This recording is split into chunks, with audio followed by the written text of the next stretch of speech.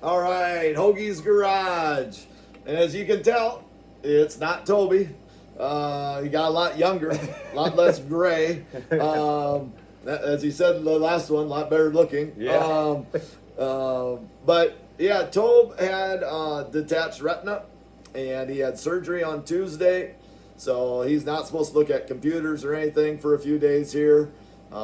He's actually going to be, I think, taking a long time off of work. I was going to say, I think it's pretty long recovery from what I've heard on those things. So yeah, and you know, Tobe, that's going to be rough on Tobe. Yeah. But no signs can get knocked down in Lyon County.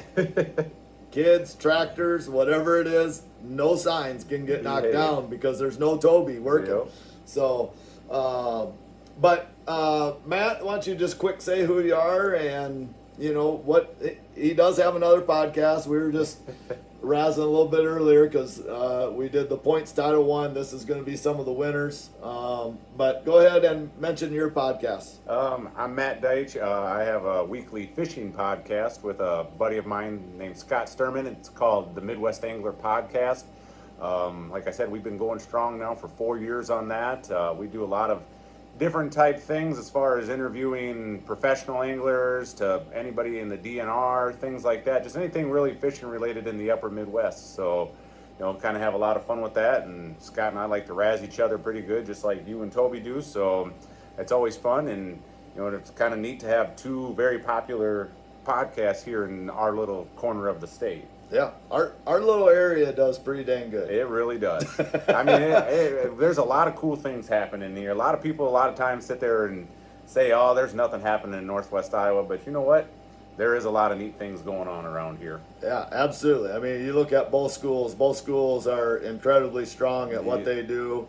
You know, we would gladly take your weightlifting room. If you haven't seen that, back when Deion Sanders was at Jackson State or where he was before, he came on and said, how does a small high school in Iowa have a better weightlifting room than what we have at a college? Yep, there's no doubt about it. We're pretty fortunate. Oh man, and that's just facilities, and we have a bond issue coming up, and who knows if that happens, then hopefully it does. Yeah, but we'll just see. But so the other one, you're probably going to see somebody else on this podcast. Last night, we did 3 last night, 3 tonight. Matt's here tonight. But last night I had Joel Viss, which is better known as Trolley. A lot of people have nicknames. Do you have a nickname? I don't have a nickname. Yeah, that's weird. I know that You're from Ellsworth. Come on. Somebody from Ellsworth had to call you something when you were. Not really. I was always the guy that was giving people nicknames and stuff like that. So nobody really ever gave me nicknames. So I'm sure there's things people call me that I don't want to know about. But anyhow, Joel Viss, Trolley, he was a crew chief kind of for Jody Roseboom when he raced. And he's also radio announcer at Rapid Speedway, sometimes over at I-90, and he's been a part of racing forever. So he was great on the show last night, and we'll go from there. But tonight we're going to have some of the winners from this Folkens Brothers Brawl, which is just a great event that John Folkens, Steve Folkens, and I got to think of his real name. I think it's Jonathan or John Folkens, but everybody knows him as Trim. So you got Buck, you got Gord, and you got Trim. Okay, that's the Folkens guys that I know. Yep. Those other guys' real names, that's like Jeff. You know, nobody has a clue that my name is Jeff. So everybody knows me as Bud. But we're going to have Christopher Throm, I think it's Throm. I probably said it wrong. Chase Randall, JJ Zabel, and who else am I? Justin Henderson on. So there's going to be 4 guys on this podcast, and we really look forward to it. It should be a great time. Yeah, I'm looking forward to it. All right, we'll get going. And is it Throm? Trom. Yep. See, I should just let you say it. Trom. So, Trom. I'll probably still say it wrong. All right, we're back at Hoagie's Garage, and I have Christopher Trom on. How you doing? Pretty good. Yourself? Good. So, before we get too far, I got to make sure I let my guest introduce himself here. Besides you, I got a new sidekick, and I'll explain why here in a second. Well, let's call a spade a spade. First of all, I'm better looking than Toby, so let's go that way. But Joel Trolley Viss with you here today, so good to have you here, and excited to be part of the podcast. I've been on it, but now I get to be one of the hosts, so that's excellent. Absolutely. So I'm, Toe all of a sudden reached out yesterday and said, hey, I have a detached retina, and I need to go in and see if I need to have surgery or not. And he did. He had to have surgery today. So he was just sick of looking at you. that could easily be.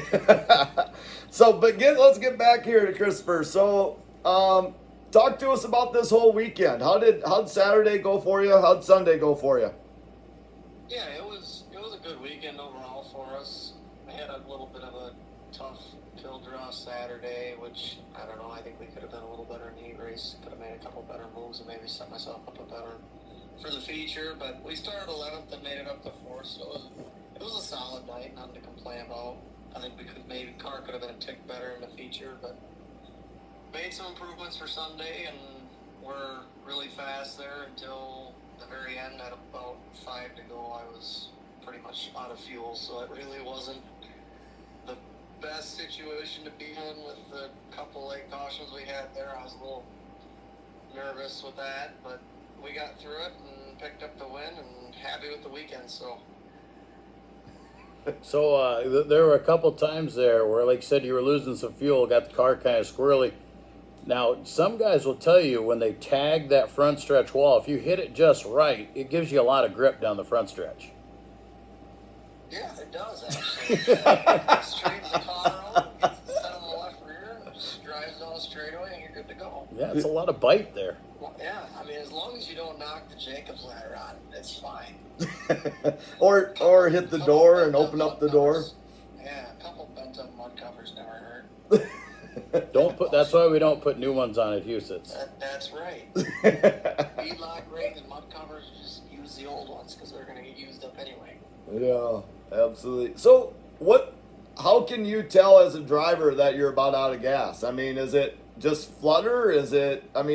What's happening inside your head that you're starting to run low? Well, it was all good down the straightaway, and then when I'd go in the corner, I could tell it would kind of slosh off to one side because it wouldn't pick it up, and then it would kind of cut out and flutter and stutter until it got to about mid-corner, until the car got settled down again and started picking up fuel again, and then it would go again. So it just gets you kind of out of your rhythm on corner entry, which is tough because if you didn't get just in the right spot the other night, it was really tough to find exactly where the grip was off the corner, which just kind of costed quite a bit of time, a little bit of everywhere around the track, so it just made it tough. But So you've been running some 410 and some 360 stuff, Chris, and how does running the 410 help you when you get back into the 360? just experience, honestly. It just makes the 360 stuff just feel so much, I don't want to say slower, but more controlled, I would say. So you're more in control, you know what you're doing a little more, you got a little more time to think, I think, and I think it just makes you better through lap traffic and stuff for sure, and on restarts, just putting your car where it needs to be and making those split-second decisions that get you a spot here and there and can cost you a spot if you don't make them quite right. Especially at Huset's. Yeah, Usus is especially important because there's not a whole lot of room to go there, so if you pick the wrong spot, you can get yourself in quite a bit of trouble. So I had put a question out on Facebook last week about any questions. I'm going to have, the guys that won on in Huset's, and I saw that Justin Clark put on just last night, put one out there that said, did anybody that won actually not hit the wall? So I thought that. I'm sure there's late model street stocks too. They're usually up there beating off the fence once in a while. Yeah. So I didn't see a whole lot of the 410 feature except for the last probably 10 laps. So that's one of those things too. When you're up there, you got to be up ripping the cushion at Huset's, and we all know that that's the fast line around Huset's. But when that cushion's is up against the wall there, how treacherous is that? Like I said, it's mainly just you got to get your entry right and get kind of just the car set into the corner right, and it makes it a lot easier if you can do that. But I mean, as far as getting off the corner when it starts getting thin there, I know Carson was doing it and I was doing it at the beginning. You can almost diamond it off a turn 4 and it makes it a little easier. It doesn't quite get as sketchy getting close to the fence. But if you can walk that thin line, I think it's a tick faster just to keep your momentum up and keep ripping the top. But like I said, it's a thin line, so you got to really be careful. Which corner is harder for you to come out of, 2 or 4 at Huset's? Depends on the night, honestly. Some nights, turn 4, there's enough of a ledge built up that it won't really move up as close to the wall as other nights. And then some nights, it's on the fence. So it's a toss-up. When it's on the fence in turn 4, I would say probably turn 4 for me. I think it gets the track gets a little narrower there, so you kind of have a little less room to negotiate with other cars. But it's really different every night, honestly. Yeah. We always think qualifying, if you can get out at 2 without, turning a little sideways, you're going to have a good lap. Yeah.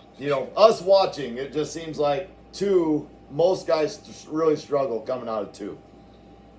Yeah, for sure. And the big thing is, too, you get 2 sideways off of 2, and like you said, you lose all your time, but then you get 2 stuck in the motor lugs, and then you lose all your time down the back straightaway. So that's a kind of a double-edged sword too, where you can't have it too free, but you can't have it too hooked up because you'll be slow both ways. So Yeah. So now one of the fun things about watching Huset's and what makes Huset's a really great racetrack and makes it a lot of fun for the spectators is when you guys get into traffic and you have to deal with some heavy traffic.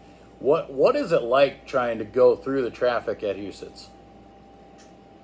it's awesome, honestly. I love traffic. That's my favorite part about Houston. Is it's just so short. You can catch lap traffic fast, and like Knoxville's fun and all, but once you get spread out, it's kind of all more momentum based, and it's just tough to catch people, for me at least. Where Houston's, I think it's just easier for people to get held up in that traffic, and you can get through it a little better and make up a lot of ground. The stink of it is when you got cars 2-3 wide in front of you, then you really have nowhere to go. But if your car's good enough and if you make the right decisions, I think that you can make a lot of stuff happen in lap traffic, and I think that you can either make or break the race in lap traffic for sure. So how do you make that choice? Like I said, when you're in that traffic, there's times when you got to be patient, and then there's times when you got to shoot the gap and really go for it. So how do you make that choice? It's kind of all like field based on just race pace.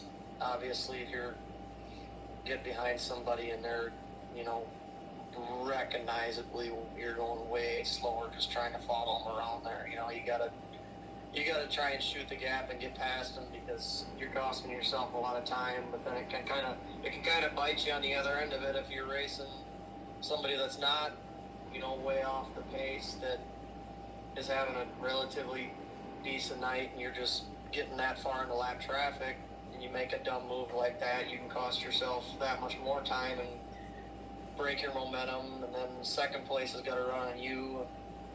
It's just really tough. You got to know who you're racing with and kind of almost what their car is going to do. So it's a lot of mind games, I would say. So Falkins brothers, I need to mention them. They're from Leicester, just outside Leicester, and they do so much for this race up there. Is this kind of a race you always look forward to, this Bull Haulers Brawl? Yeah, for sure. I've always looked forward to it because ever since a couple of years ago when I started 360s, it was really the only 360 show at UCITS, and obviously now I race a bunch of 410 stuff, but having only the 360 left here the last few shows of the year, it was nice to be able to run at UCITS again with the 360. So I wish they'd have more 360 shows at UCITS, honestly. I think it's a really fun place to run 360s at, and like I said, Fulton's Brothers does a great job with the show. The track was great all weekend, so I think it was a great weekend overall. So, getting towards the end of the season here, Labor Day is kind of, the wrap up of a lot of the points championship stuff, but still some special races over the next months or so. What's on your schedule yet for this year? Well, we kind of get into harvest here pretty soon, so not really, the fun comes first, but You got to pay the bills. that's right. You gotta pay for the race car somehow. But no, we'll run Cedar Lake and Eagle this weekend with the 360, and then the Clay County show on Tuesday, I believe it is, at the fair there with ASCS, and I think that's the last show for us. Yeah, that's a good year all in all, right? Yeah, we got a lot of racing in this year, so we're happy with it, and give it a little, maybe a week break before we get hot and heavy in the field, and then get the harvest done and see what the winter holds. Well, Yeah. so you and I got a chance to hang out at the Chili Bowl last year, and you got to hang out in our pit area and hang out with us. What do we got to do to get you in one of those little cars this winter? I would love to run the Chili Bowl, but when all the finances are taken up in the sprint car department, it's kind of tough to get into midgets. So I don't know, if I got the right sponsors behind me and I could get a ride, I'd run it in a heartbeat for sure. I think that place is a blast. Even when I was in karts, I always loved indoor racing. I thought it was a lot of fun. You bet. That sounds good. What any different plans next year? Doing the same thing next year? What you kind of leaning towards? It's hard to say now. I know me and Dad had talked about maybe trying to go south at the beginning of the year and try and get a head start down there just so we can get some stuff. Start figuring some stuff out a little sooner than we did this year. I don't know, it's tough to look now, but I know we'll run a bunch of Husets next year, hopefully run points at Husets. We'll go to Knoxville a bunch next year again, obviously around the Outlaw shows around here again, all that stuff, so pretty similar schedule, honestly. Just try to get more laps and bigger notebook and more experience to try and improve. So you're going to try and run some more 410 stuff or split it 360, 410? Yeah, we'll focus on the 410 stuff. Yeah, there's more races around here for that. I mean, basically, isn't there?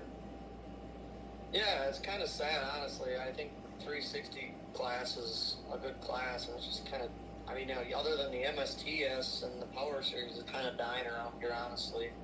Yeah. So, which is tough to see, but then again, like you said, there's a lot of 410 shows around here, which is awesome for the sport. So, we'll take advantage of that and run them when we can, and Yeah. go from there. And do you think a little bit of that is because the 360 motors and the 410 motors are getting closer to the same cost?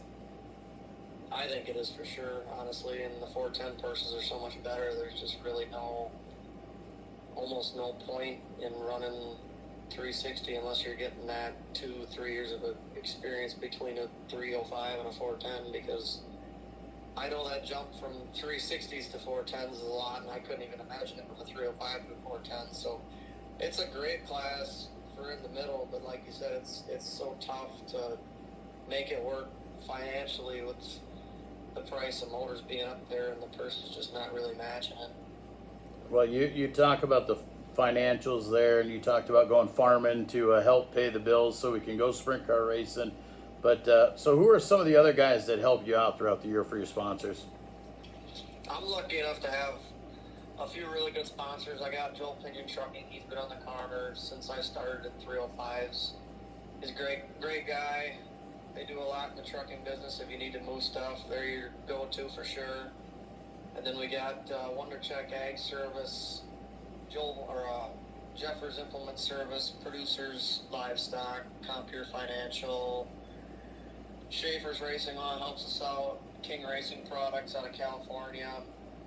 Great people out there. They make some really, really high quality stuff. Help us out. So they're awesome. Let's see, Hanna Family.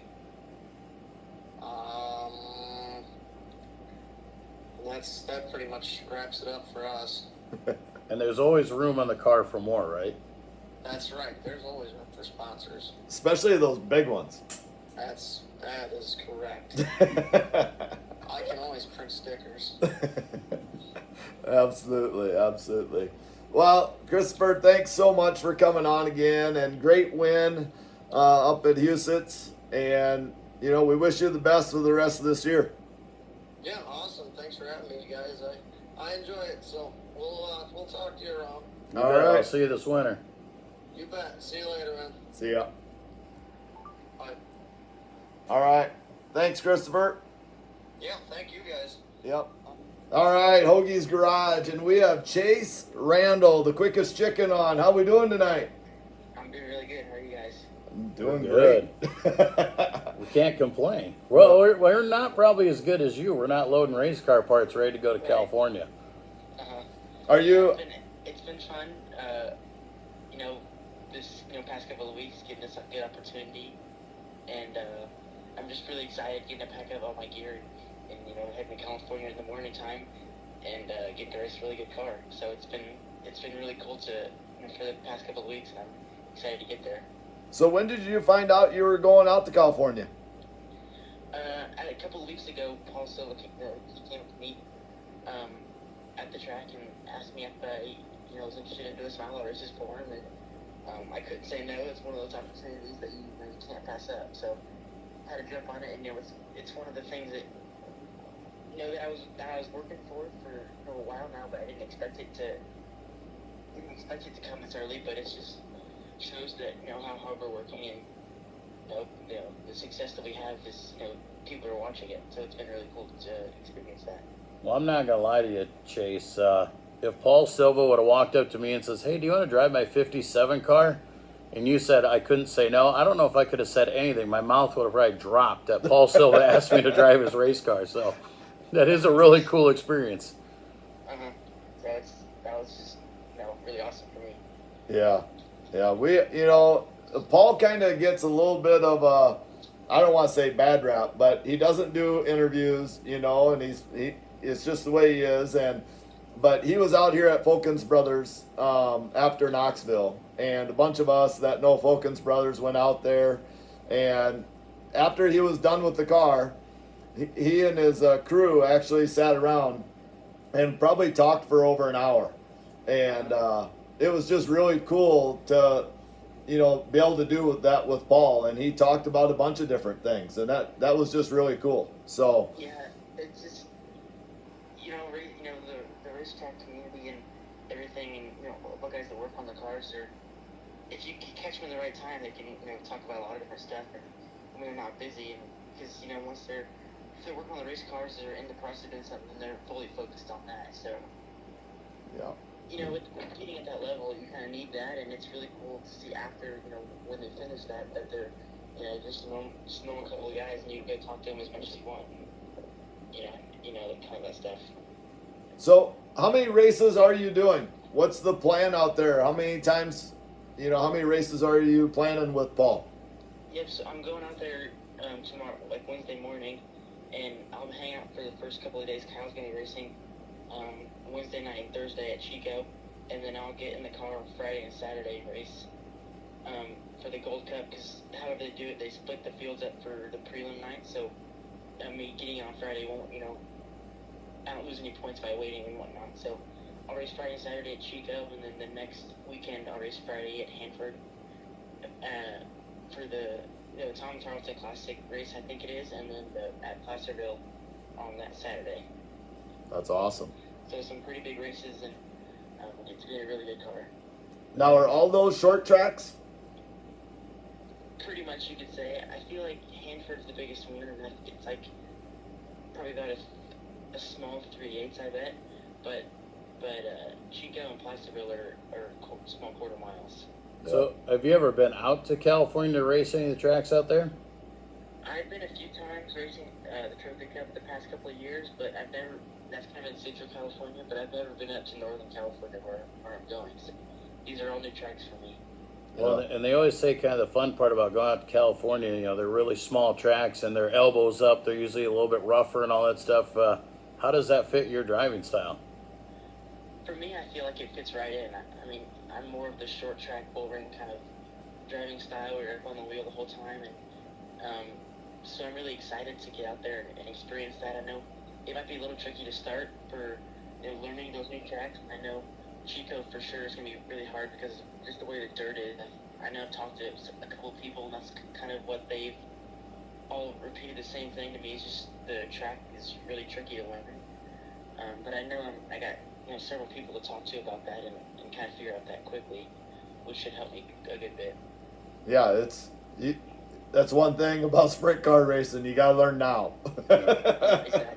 Well, and when you're going to jump in that 57 car and you got Paul Silva setting it up, the good thing is you just got to worry about driving. You shouldn't have to worry too much about the car setup. For sure. And I think, with that benefit, it should kind of help me out because I know if I show up to just do my thing, I know I shouldn't have any issues. Yeah. Well, you talk about being a bull ringer. Let's go back to the bull ring that you've been running all year long. Let's talk about the Bull Haulers Brawl. And you picked up a big win on Saturday night, and you had a really great season all year long at Huset's. Yeah, it was, one to remember for sure. It was an exciting year, I feel like. I'm going up there. I think I said before, the start of the year, we didn't really plan on racing a whole bunch up there this year, maybe a few times. And, went up the first weekend and got the win, and then, really enjoyed it. So we just kept coming back and had a lot of fun. And it's, Houston's been growing on me and been one of my favorite tracks to come to this year. And had a lot of fun, all year long, and, had a lot of success on the way. And it kind of just, shows to, how good my team was able to adapt and, me learning a new track at the same time. And, we were competing up front every weekend. So, a couple weeks ago, something happened to your front end, and that wheel was absolutely going nuts every time you went into the corner. What actually was wrong with the car, and how the heck were you able to keep driving it? Yeah, so on the left front, the shock stud that bolts onto the axle, just don't know why, but snapped in half. I don't know if it was from the track or just was one of those parts that just gave out after however so long, but it snapped in half. And then I don't even know. So when I was under green, I got to third, everything was fine, and was pacing around under yellow, and then went to the green, and took the green again, and the whole front end started bouncing. So I have no idea when it broke and how that happened, but after that I had no left front shock, and the tire was bouncing like crazy. Just the way I described it to my dad was, whenever I'm in the car sitting, I can kind of see a little bit of the left front tire, and then when I went green, I literally saw the whole thing. So it was kind of freaky for me, but being in that position and that late in the year with points and everything, I wasn't going to give up for anything, and I was doing the best I could to wheel the car and hold on to what I had. And then finally, with a couple laps to go, the left front arm just went with the axle and just couldn't compete anymore basically after that. But it was kind of a bummer because we had a good night going then, but it was one of those where I wasn't going to give up. Oh.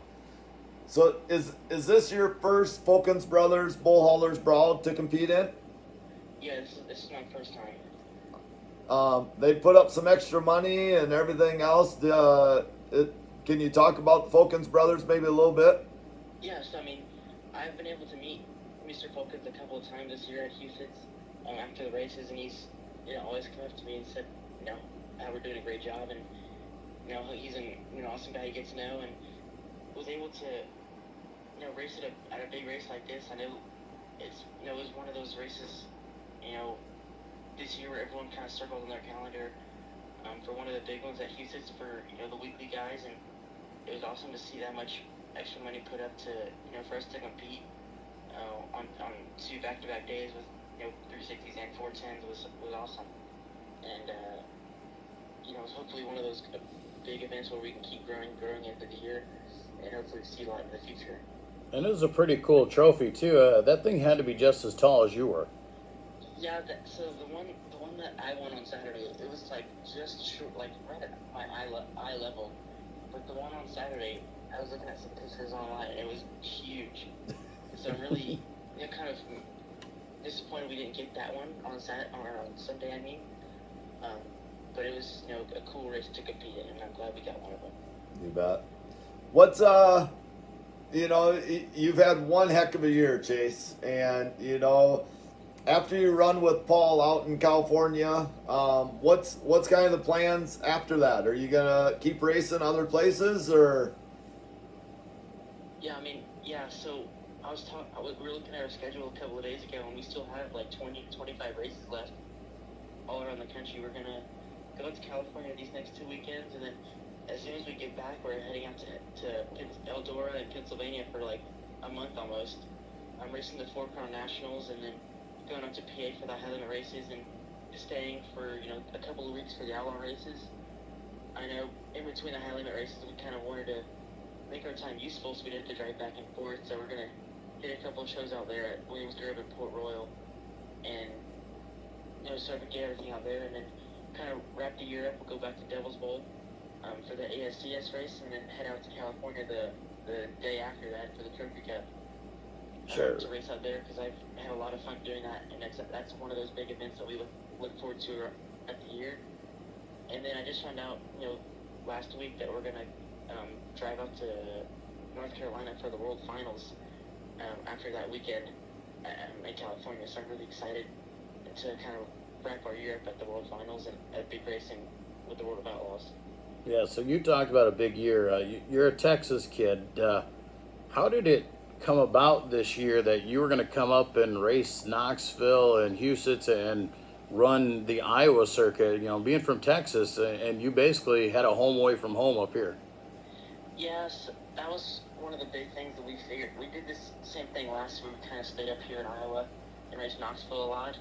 Because down in Texas, there's ASCS travels around there a couple of times, but there's not much sprint car racing. And so, we decided to, we wanted to build our team and kind of get out there into the sprint car world. So we made the decision to come up here to Knoxville, where we're in the sprint car capital of the world.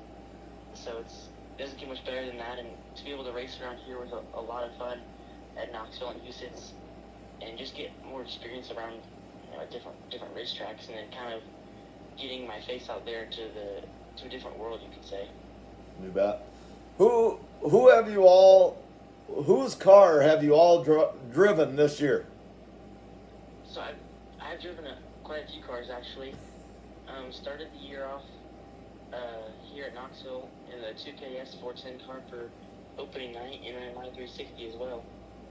And then so that was when Ian Matson kind of had a concussion and was hurt a little bit. So the next couple of weeks when he came back, I was in the Beaver Tool 12X for Billy Vielhauer in the 410 class, and I ran my 360 as well for those couple of shows. I think I ran 3 or 4 shows with him. And then Ian, about midway through the year, Ian stepped away after he wasn't running very well because he still had some head issues. And I got the call from Troy to come back and do more of a full-time role with the 2KS car, and had a lot of, of course couldn't say no to that, so had a lot of fun doing that. And we had a bunch of success here at Knoxville running up front, and made the nationals in our rookie year. So that was super, super cool to get to be with them and do that. And then getting the call from Paul to race the 57 car, and for a couple outlaw races in California to kind of wrap that all up. It's just been awesome, and I've been really fortunate to be in some big cars this year. Yeah. So here's the other thing. Being a Texas guy, you're number 9. What does that mean? Does that mean you're a Gary Wright fan? No, so number 9 was... Or is he too old for you?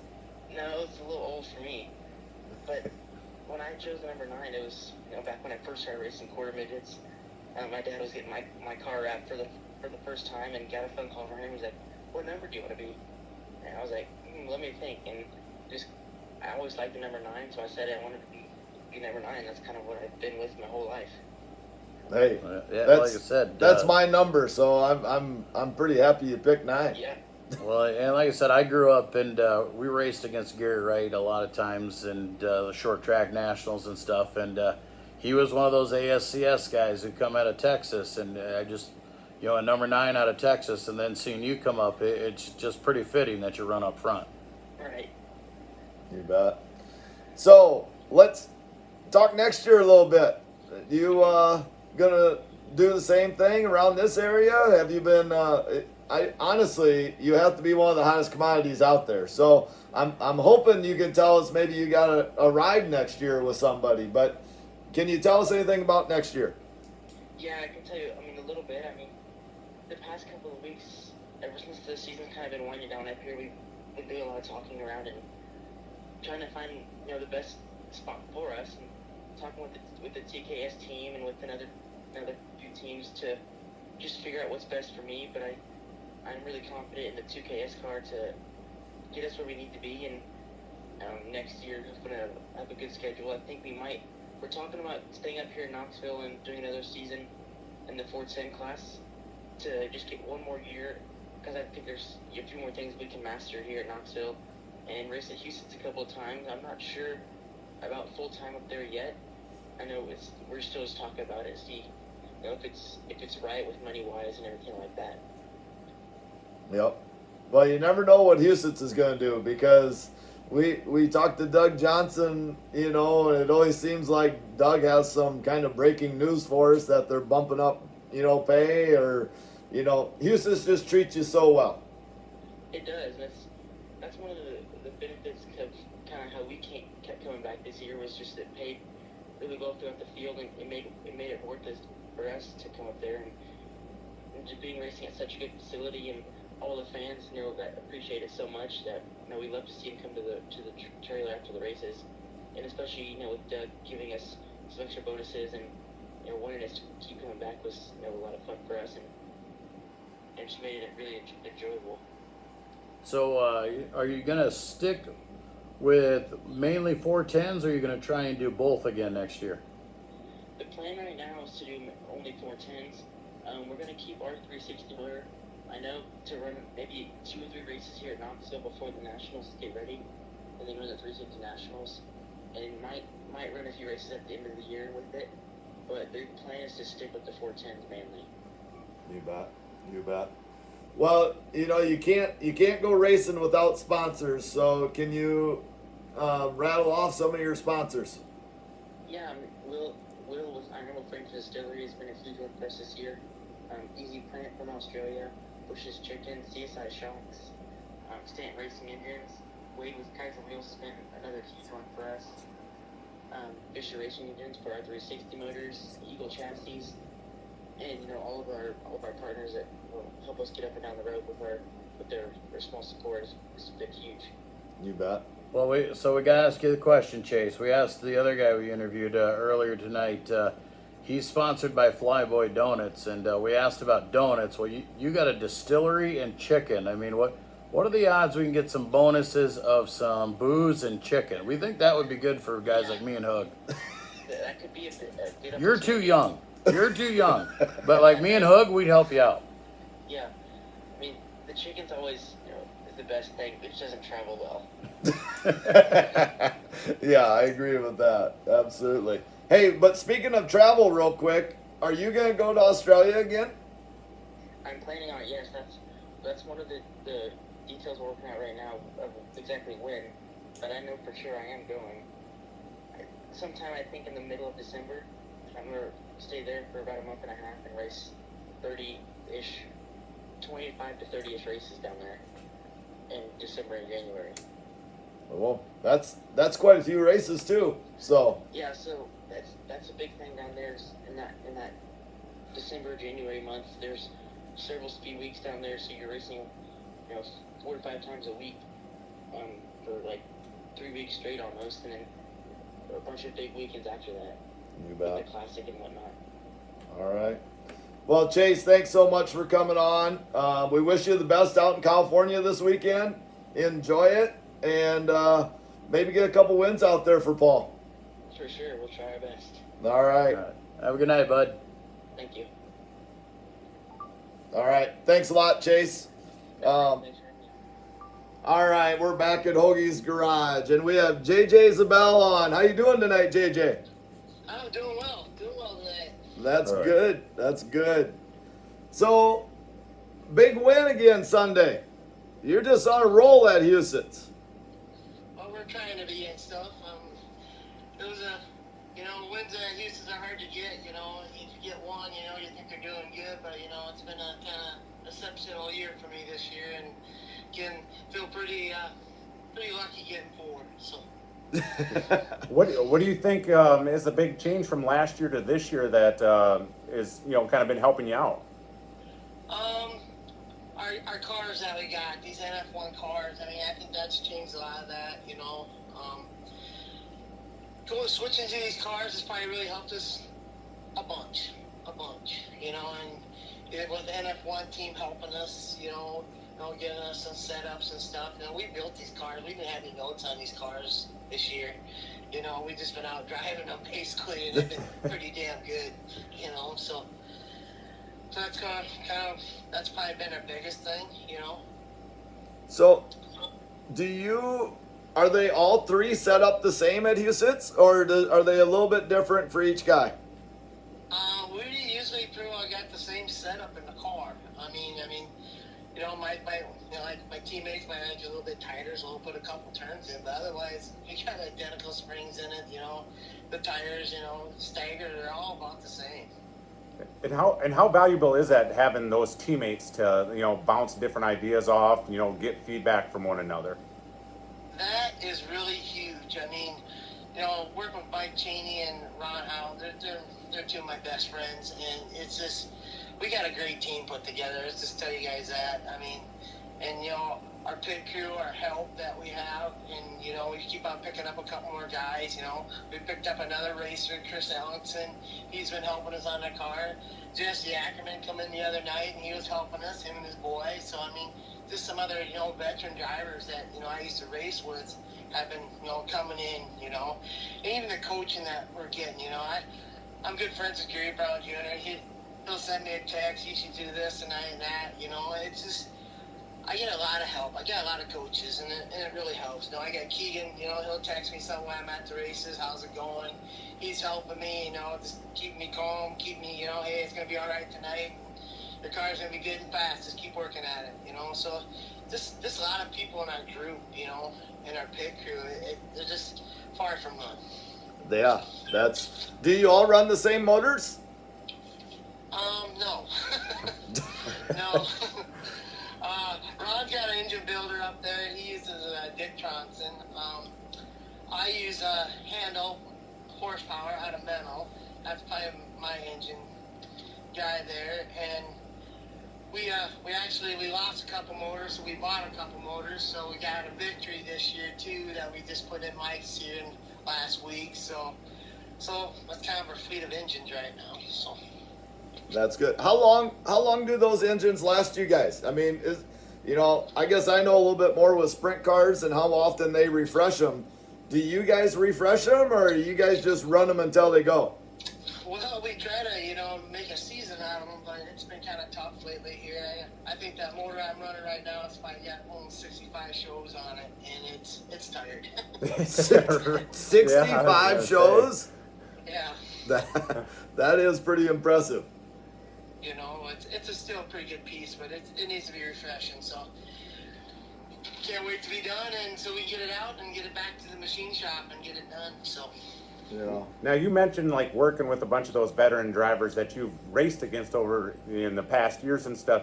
Do you think that guys are more willing to help and share information now than say 20 years ago when you were racing?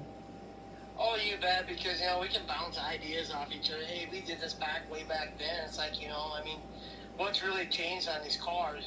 We talk about a few things, and sometimes people overthink these things, and then we go back to the old school basics, and bingo, there it was. So. Yeah. So you were talking a little bit beforehand here. Matt said that he used to help his brother out and Mark DeBoer in the good old days of racing. What's still the same as back then, and what's different? Well, definitely the car is starting to change. I mean, the tires have all changed and stuff. Actually, one of the motors I've been running was one of my old Sportsman motors that we had way back then, and partially street stock engine. So it's still kind of alive, but just some newer parts put in it, But that's what's really changed in our class, with the carburetors are different these days a little bit. I run a little bit different carburetor, but that's pretty well about it. I mean, the cars are maybe a little bit lighter, you know, Yeah. and the shocks are different. So what we used to do. So when they tech the cars now, are they always teching something different, or is it similar? Do you guys know before the race what is going to get teched after the race? No, we do not know what they're going to test before the race and stuff. No, they it's pretty well the same thing. I mean, like back in the old days, they used to tube us, you know, check, you know, they'll go through and check our valve springs and check the car over, check, you know, the height of our deck and make sure that's legal. Other than that, that's pretty well the same stuff they used to do back in the old days. Yeah, You bet. definitely. How much do you miss Lake County Speedway? I miss that track a lot. That is one of my stomping grounds. You know, I had a lot of fun. You know, when I really learned how to race the race car up there. You know, it was a good track. I mean, like I always tell, it's got more similarities like Houston. You know, because of the banking of it. You know, so that was a good track. Yeah. Real good track. So, what's it like after winning a race or two, and then having to start in the back? You know, we had Zach Oliver on last night talking to Zach, and you know, he just said, obviously you want to win, but sometimes, you know, when you have 3 good races in a row and you get stuck in the back, your goals kind of change, and maybe you're just trying to pass, you know, the guy that's ahead of you in points or whatever. How do you handle that when you have to start in the back? Well, my last name always started with a Z, so I always last in line. Yeah. So it just kind of grows on me. I get used to it, but it's tough, you know. But once you get that feature win off, you know, you got that pressure off you a little bit. Then you just try to settle in and just keep doing what you've been doing and try to get that next win. And that's kind of what I focused on, you know. I mean, you got to start someplace in the night where it's in the back, you know. It's always nice to start up the first 3 rows and go, but it's the way it goes.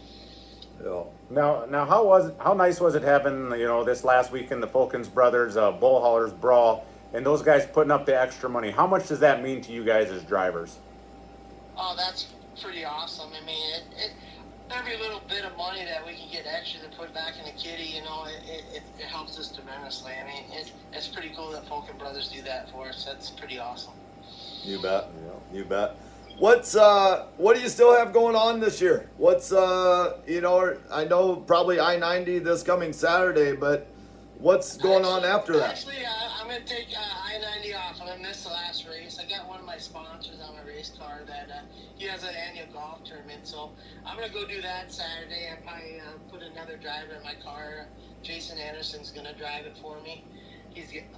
So that's one of Mike Cheney's friends, and he's a pretty good mod driver, so we're going to put him in for a night, and I'm going to take a night off and go drink beer. Nothing wrong with that. Do you have any other plans other than that, though? Basically, when we get done racing, we're going to tear these cars down. Me and Ron got 2 more NF1s coming, so we're going to add 2 brand new cars. I mean, so we're going to have, I think we're going to have 5 NF1s next year. So I got a lot of work to do. Got orders to build, get these cars ready. So I'm going to be pretty busy this winter, I have a feeling. So can probably go here to Florida here with the 76 team. So go down there and spend 3 weeks with them down in Florida, like in Volusia and East Bay, and do a little super late model racing with them guys. That's probably the plan. And just work on race cars and hopefully maybe do a little snowmobiling this winter if we get any snow. And that's probably about it. How does that, working with those super late models, how does that help you? I mean, there has to be something you can take from that into your racing. You know, just how them guys get set up to go racing, you know. I mean, the procedure that they use, you know, how they get the cars ready. I mean, just working with, you know, professional crew chiefs, how they line up everything. You can take a lot of their information, kind of bring back to your team and just say, hey, they did stuff this way, you know, and make it better, you know, make things flow better, you know. So. Yeah. Is it your time to kind of enjoy the races more than Yeah, like it the is. pressure of the Yeah. driving? Yes, and I'm pretty well. I get to drive the tow rig down there, and I do a lot of tires and work and prep and wash the car. I'm just a picker guy when I go down there and help them out. But I get my enjoyment, just watching that. Watching Blair Nordhoff drive and watch him develop as a driver. And he just gets, every time we send him out, he just keeps getting better and better and better. To me that's pretty cool. Yeah. So we had Ron Howe on here a week or two ago after his win. What is the plans there? Is it still going to be 3 cars? Are you guys going to add another 1 or 2 at Huset's? I think that's up for grabs right now. We haven't really discussed that. All I know it's a lot of work having 3 cars, and so if we had a couple other ones ready, if we're gonna race full time at Hartford and Houston, we get tore up or more go down. It's a lot of work, and I think we might have somebody else drive in a couple times, in one of our spare cars, but I don't know just quite yet what we're planning on doing there yet. No. Just trying to, get the new stuff out for next year ready, get all this breaking news. I think what we're really waiting on and stuff is our new rules for next year, As you know, it's like race car parts and stuff.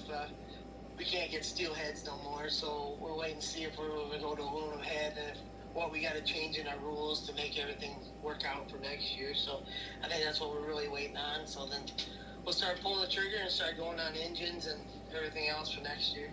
Right on. Well, we know that this stuff can't be done without sponsors, JJ. Why don't you give a shout out to those guys that support you? First guy I really got to thank is Ron Howe. We call him Mr. Agent because he's just so awesome. Without him, me and Mike Cheney probably wouldn't be where we're at right now, and that's for damn sure. But I'll start with Bargain Barn. Got that Arms Design, Handle Horsepower, Howe Inc., Woods Roofing out of Canton, Pencils Electric, NF1 Fabrication, Ron Weber Realty, Rain Salon, Sioux Falls Truck and Trailer, Custom Truck and Trailer, Teason Farms, Lakeside Docks, and Asphalt Pros, and Jensen Construction. Awesome. Those are my sponsors for the year. That's awesome. And there's always room for more. Always room for more. That's right. We'll make that thing a moving billboard if we have to. Oh, so here's maybe the biggest question of the night. Since you're missing racing on Saturday to golf, are you a better golfer or drinker? I think I'm a better drinker. A lot better. Oh, well, you have a great time then on Saturday, all right? Yep. All right. Well, thanks so much for coming on, and, we look forward to seeing you again next year. All right. Thanks, guys. Have a great night. You bet. Bye. Bye. All right, we're back at Hoagie's Garage, and we have Justin Henderson. How we doing, Justin? Good. Just got done striking. I think you were on last week saying sometimes you go in like now and work till 2 a.m. Is that true? Yeah, it depends on the day. Today we had a section that wasn't time dependent, as in they could put their people in. They're not trying to put customers in here, so we can paint as long as they want. But usually there's customers or there's patrons, so we have to work around the schedule of the business. Yeah. And what's the name of the business? We might as well plug that. Is it might just as well. Henderson Painting, or what do you got here? No, that'd be too easy. It's Parking Lot Solutions. That All right. that makes a lot of sense. Now I understand the striping a little bit more. Yeah. So Parking Lot Solutions has been my business for the last 10 years, and we've grown it to the level that we want it to be right now. Just organically, without really spreading the word real hard, it's grown to definitely enough for the amount of employees that we have. Yeah. How far out do you go? Would you come down to Lester, Iowa, which is 35 minutes from T? Oh, absolutely. We go just as far as it makes sense. So we charge $1.75 a mile both directions, and if the bid comes out to be too high, well, then we won't go. Yeah, well, that's the way it has to be now with gas prices, right? Yep, absolutely. Speaking of gas prices, is that why everybody's driving so slow? No, you're just used to going so fast. Everybody seems like it's going slow. Yeah. Yeah, the whole start seeing motorcycles thing, I get it. And I see motorcycles doing stupid stuff all the time. Like this guy just pulled out right in front of me. I saw him the whole time. That wasn't my fault he pulled out in front of me. That's right. Yeah, absolutely. Well, it's the same thing for us when you go by the casino because they pull out and go 45 or maybe 50 if lucky. So yeah, that's what Matt and I have to deal with all the time here. So, by the way, I probably didn't tell you, but I got a new sidekick tonight. Toby had a detached retina, so I got Matt Deitch here with me tonight. So, but let's get into this weekend because wow, what a weekend it was for you.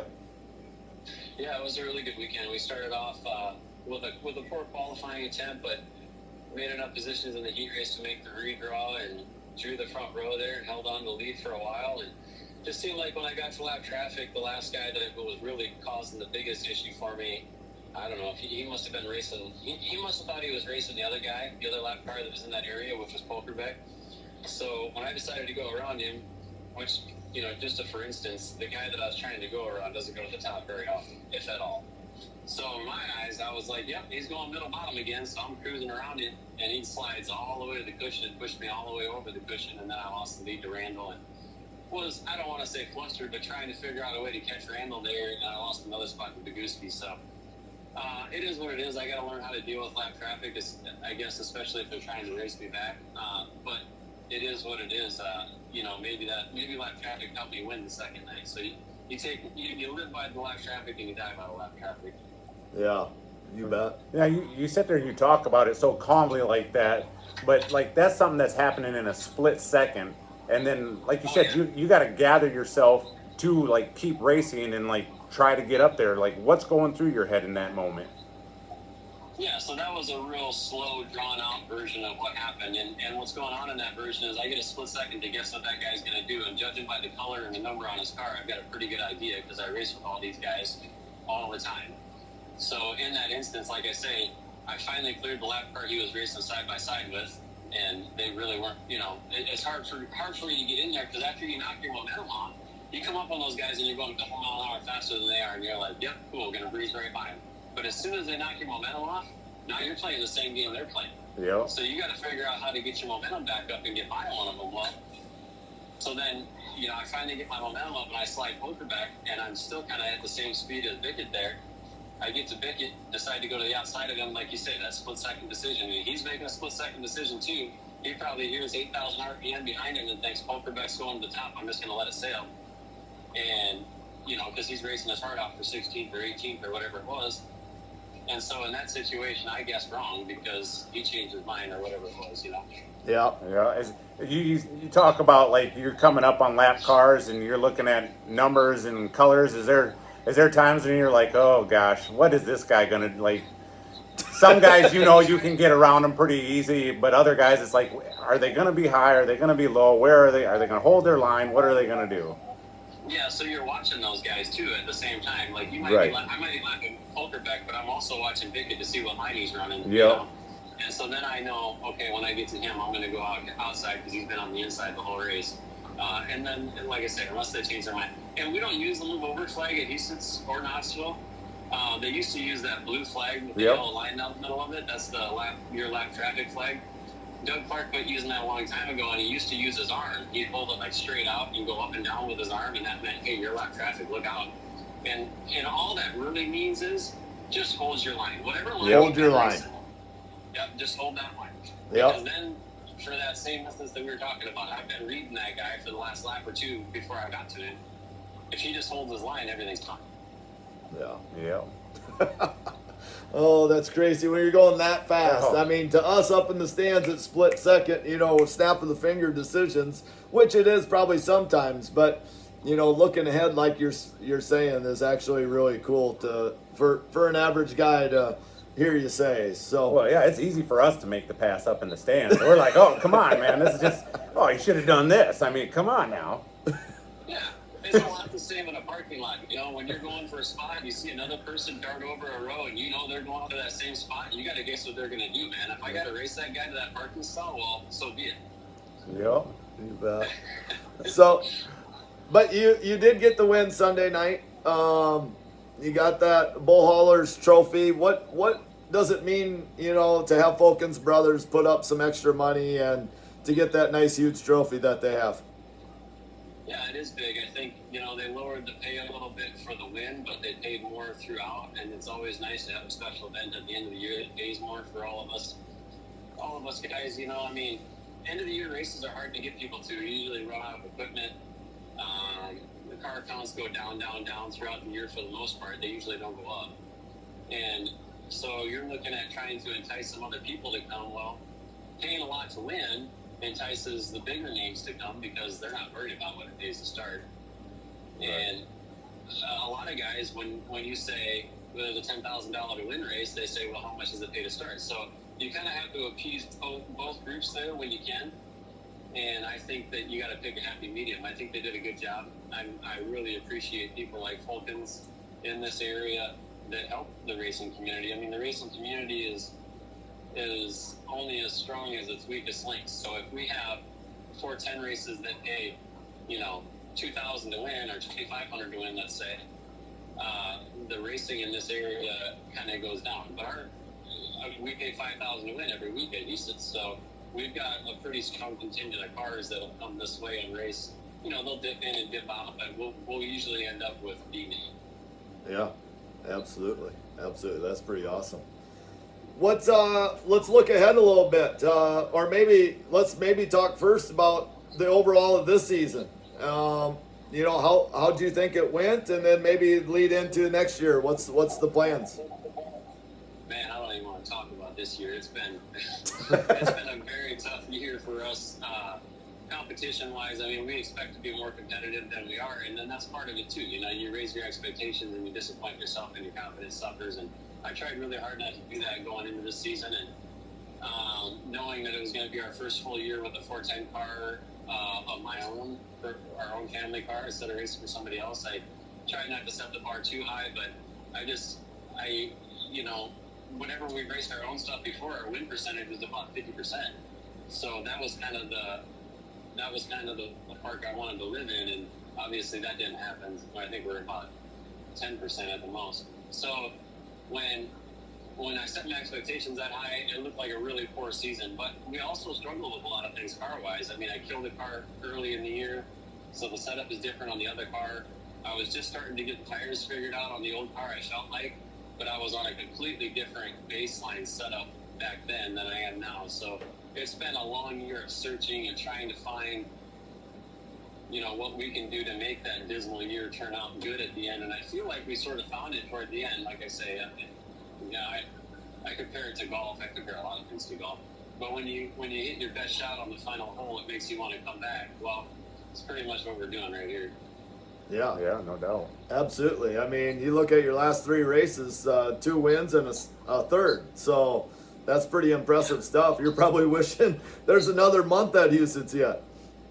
Yeah, absolutely. And fortunately enough, we've got great sponsors like powersports.com, Golf Addiction, Seal Pros, Lawn Science, Crestwood Sanitation. None of those guys, you know, put pressure on me performance-wise. I put all the pressure on myself. So those guys understand. A lot of them have raced. You know, obviously Preston's raced. He raced for a long time. He understands. And if you don't have added pressure coming from a car owner or sponsors, it's not nearly as big of a deal. You know, but when there's a sense of urgency behind it, and now all of a sudden you're throwing the kitchen sink at it every week, well, that can end up being a tougher and longer year. Fortunately enough, we didn't wreck a bunch of equipment in the process of trying to find this baseline, so I feel like we're not set way back. We're just set back in a sense of we didn't win as much money as we wanted to, and we didn't have the performances we wanted to. So now, if I go to somebody that does pay a lot of attention to racing, and they were maybe on the fence to sponsor me, and they're looking at last year's performance or this year, saying, man, I don't know, versus coming off 10, 12 wins, championship, blah, blah, blah, going and asking for sponsors that are tied directly to the racing community becomes a lot easier. Or rides, for that fact. You essentially raise your stock price. Yeah. But what you can tell them this year is, you look at my last 3 races. I got the tires figured out. I got everything figured out. Watch out for next season. Yeah, you're exactly right. And that's what racing is. Racing is, what can you do for me now? What can you do for me today? They don't care about last week or, half a season ago. You're very, very right in that sense. And with racing, I love that part of it and hate that part of it all in the same sense. And because of that exact same thing, I've been able to pick up other rides. I've got a ride coming up. I'm going to come up with a press release for it here real soon. But I can tell you that I've got a ride out east in a prominent car to run 4 or 5 shows here at the end of the year. And I'm really excited to get in that car. I haven't come out with a press release, like I said, because I want to play all that right. Some people get pissy if they don't get first rights. It goes. I want to keep everybody happy. I got to, like I say, I deal with these people on a regular basis, and I will have to for a long time. So. Yeah, absolutely. No, we love press releases, but you got to go through the proper channels. Yeah, that's for sure. But what are you thinking for next year? Next year is going to be a lot the same, only more so in the sense of racing our own car. What I'm really looking for is, as the future goes forward, not racing as much for other people and racing more for our own team, because my overall goal before my son's racing is to turn our own Max Motorsports team into an absolute juggernaut, so that he doesn't have to worry about going anywhere and finding rides. Like when I first started, my dad, we had our car. Oh, I missed it. Back in the trailer. We had our car that we raced, and I started finding some rides. Well, the rides that I found, it wasn't necessarily as important to say, oh, we got to race here, we got to race there, I got to have 40 races because we had our own car. And then we ran out of money, and I had to find a ride with somebody else, and I just took what I could get. Well, fortunately enough, they were decent owners, but you get a lot of car owners that, you start to wonder if they even care about the driver. You start looking at the equipment, or you start counting the incidences that could have easily hurt you, and you're saying to yourself, I don't think this guy cares about me. So I don't want to put my son in that position. I want him to be able to pick and choose his rides and know that he's got a solid ride at home whenever he needs it. Yeah, that's pretty cool. Yeah. What do you think about the crazy season this year? This has been the craziest season with drivers going everywhere, and now you're going to get in one too, the way it sounds. But it's just been a crazy year, hasn't it? Yeah, it's been really crazy as far as, like you say, the crazy season here toward the end of the year has gotten ridiculous. And that just proves the point that we were talking about earlier. Sprint car racing is all about what can you do for me now. And that goes from the driver's standpoint, too. They're looking at the car owner saying, he's not giving me what I need right now today, so the grass is greener. I'm going to jump onto the other side of the fence right now. And so you've got that going back and forth. You've got a lot of guys get fired. It doesn't have to do anything to do with their driving. So, when it comes to silly season, there can be multiple reasons for drivers swapping rides. Like there's no reason Buddy Kofoid would have lost that 55 ride. He's an excellent driver. There's no reason Buddy Kofoid should have left that 55 car. They're going to give him as many opportunities as they can. But, the Roth car, prominent car, willing to race the entire outlaw deal, grass is greener on the other side. For whatever reason, Kofoid jumps, and now the 55 car picks up Madsen. Well, there was no reason Madsen should have left the 5 car. Guy Forbrick's got excellent equipment, super fast race cars. He's going to do good at every big show there is. But Kerry Madsen needs to race 50, 60 races a year. Well, the 55 car is already doing that. Guy Forbrick's like, no, 30, 25, 30 races, I'm done. So Kerry Madsen jumps to the other side of the fence. And it just keeps rotating and rotating. And not to go on a rant, but if you look at sprint car racing as a whole, it goes in cycles. It's the same cycle. It just depends on where you pick it up. And it works that way with setup too. The setup goes in cycles. You'll find that the setup that we have on our cars today will very closely match a setup from, I don't know, however many years ago, wherever it hits in that cycle. Well, sprint car racing goes in that cycle. It comes back around. Now we've hit that again. Do you think one positive from it though is some of these young and upcoming drivers then get their opportunity to maybe jump into a car and kind of showcase their talents? That might be what it is. I mean, really, that could be what it is, isn't it? You know, you've got new talent coming in, and that may be, if you're talking chicken and the egg, that maybe starts the sequence. I mean, if I've got a Randall knocking on my door saying, "Hey, I want to come drive your stuff," I know he can run on the top whatever and possibly bring some money with, and then I've got a Justin Henderson that's in my car, and he's only won a couple races, and I'm not bringing money with. Sorry, I'm not doing that. Sorry, not sorry. Oh yeah. Then it makes it on the owner's side says, well, I'm going to jump ship and go for this Randall kid. Well, now I'm looking for a ride, you know. Yeah, right. And then maybe Madsen leaves the 5 car. Maybe Forward says, hey, I don't need money for you to run my car. Come on over. Yeah. Yeah. It makes it tough for us guys that want to buy T-shirts too. So I swear, every time I buy a T-shirt, something bad happens. Like somebody loses their ride, or somebody just needs to take time off, or something like that. So I stopped buying T-shirts this year. I know, I hear that too, and I feel bad for our fans, customers and fans. That, you know, it's kind of the same thing, but not.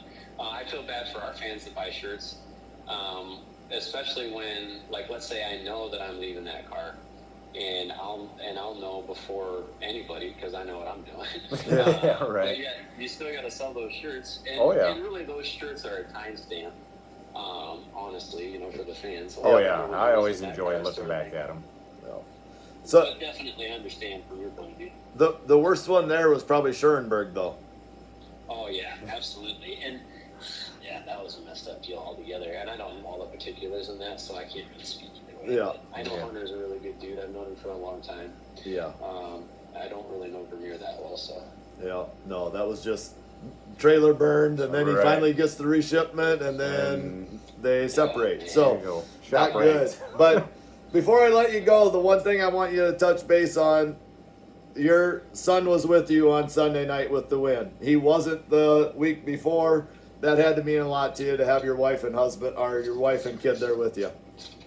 Oh, it means everything, doesn't it? Racing is a family sport to us, and I don't want to do it if my family's not going to be involved. Like, there's been several times we're coming home from the races, and I'm pissed off because we suck, and nobody's really talking, and I'm like, what are we doing?